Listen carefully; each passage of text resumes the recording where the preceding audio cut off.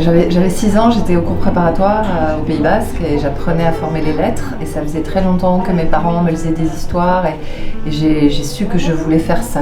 À partir du moment où j'avais les moyens de former les lettres, j'ai su que je voulais raconter des histoires. Voilà. Après, il y a plein d'enfants qui ont des activités créatrices petits, ils dansent, ils chantent.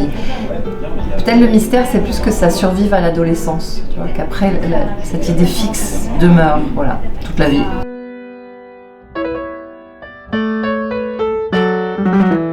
J'ai essayé dès l'âge de 17 ans et donc j'ai réussi à 27 ans. Avant que Truisme, mon premier roman, soit publié, j'avais essayé avec 4 manuscrits. 3-4, il y avait un qui était un peu dédoublé, enfin j'avais écrit... Et un de ces manuscrits d'ailleurs est devenu mon 3e roman. Tu vois. Les manuscrits, ça fait une sorte de pelote et elle grossit avec le temps et on va la chercher dedans. C'est un métier en mouvement, c'est un métier... Je suis toujours avec les mêmes histoires, les mêmes thèmes, les mêmes obsessions.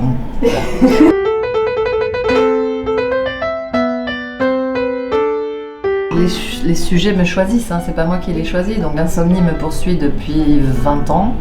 Et à un moment, je me suis dit peut-être si j'écris dessus, et puis lire les autres écrivains insomniaques, les autres artistes insomniaques, je me sentais moins seule. Je me suis dit c'est un livre en fait.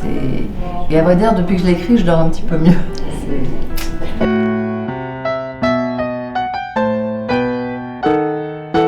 Alors le Gibraltar, donc, alors c'est un vin naturel au sens où quand on le débouche, il a ce côté plein d'humus, quoi, parfois plein de crottin d'une certaine façon. Mais une fois qu'il est aéré, il devient merveilleux. Il est très bien construit, je trouve. Et puis il a un beau nom, Gibraltar. Gibraltar, c'est le détroit.